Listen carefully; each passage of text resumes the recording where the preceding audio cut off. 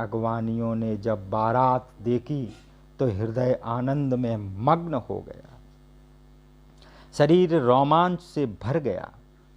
अगवानियों को ठाठ सहित देखकर बारातियों ने प्रसन्न होकर नगाड़ों पर चौब दी।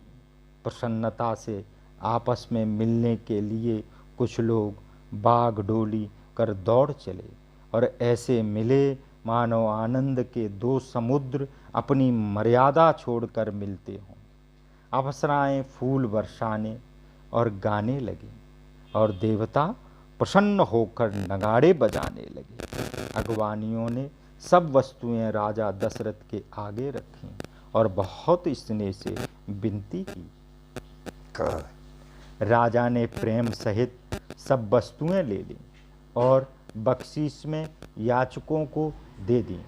फिर अगवानियों ने बारातियों की सेवा बहुत मान और बड़ाई की और जनवासियों को लिवा ले गए। रंग बिरंगे वस्त्रों के पावड़े बिछाए गए, जिन्हें देखकर कुबेर भी अपनी संपत्ति का घमंड भूल गए। बहुत ही सुंदर जनवासा दिया, जहाँ सबको सब प्रकार का सुविधा था। सीता जी ने जनकपुर में बारात आई जानकर अपनी कुछ महिमा प्रकट करके दिखाई। हृदय में स्मरण कर सिद्धियां बुलाईं और उन्हें राजा दशरथ की पहुनाई करने के लिए भेज दिया। सब सिद्धियां सीता जी की आज्ञा सुनते ही सब सुख संपदा और देवलोक का भोग विलास लेकर जनवासे को गईं। अपने अपने रहने के स्थान देखें तो बारातियों ने देवताओं के सब प्रकार के सुखों को वहाँ सुलभ पाया। इन ऐश्वर्य का भेद किसी को कुछ भी नहीं जान पड़ा। सब राजा जनक की बड़ाई करने लगे। श्री रामचंद्र जी सीता जी की महिमा को जानकर और प्रेम पहचानकर हृदय में हर्षित हुए।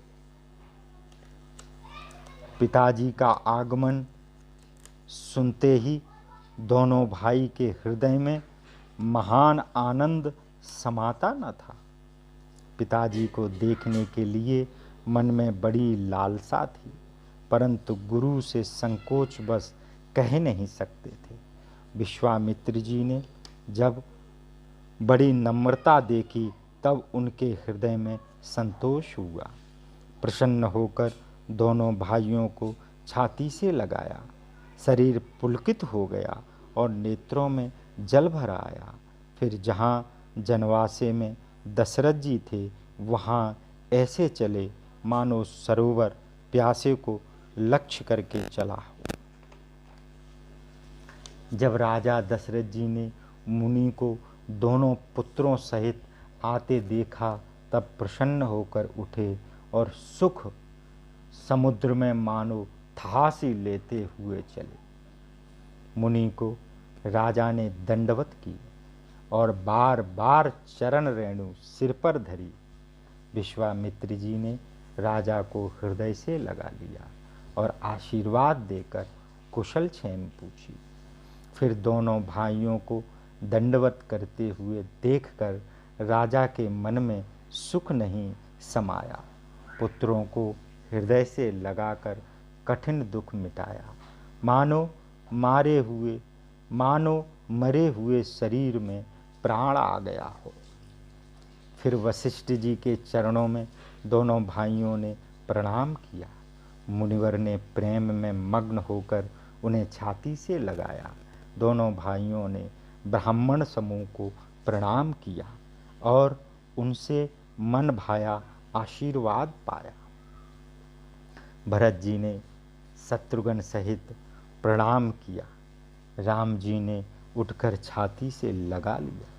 लक्ष्मण जी दोनों भाइयों को देखकर प्रसन्न हुए और प्रेम से परिपूर्ण हुए शरीर से उनसे मिले। अयोध्यावासी लोग, कुटुंबी जन, जाति के मनुष्य, याचक, मंत्री, इन सब से परम कृपालु श्री रामचंद्र जी अत्यंत नम्रता से यथायोग्य मिले। रामचंद्र जी को देखकर बारात शीतल हुई। प्रीत की रीत कही नहीं जा सकती।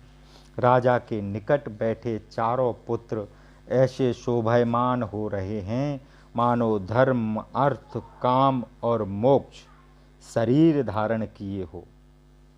पुत्रों समेत राजा दशरथ को देखकर नगर के नर नारी बहुत प्रसन्न हुए। देवता फूल बरसाकर बाजा बजाने और सुरग की नटी अप्सराएं गान करती हुई नाचने लगीं।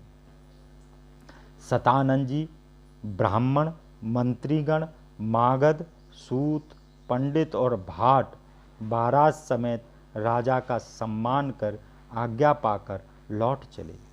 बारात लग्न के पहले आ गई, इस कारण जनकपुर में अधिक आनंद हुआ। सब लोग ब्रह्मानंद का अनुभव करने लगे और ब्रह्मा से प्रार्थना करने लगे कि दिन रात बढ़ जाए। रामचंद्र जी और सीता जी तो शोभा की सीमा हैं और दोनों राजा पुण्य की सीमा हैं। जनकपुरवासी नर नारियों के समूह मिलकर जहाँ तहाँ यही कह रहे हैं। जनक जी के पुण्य की मूर्ति सीता जी और दशरथ जी के पुण्य देह धारण किए हुए श्री रामचंद्र जी हैं।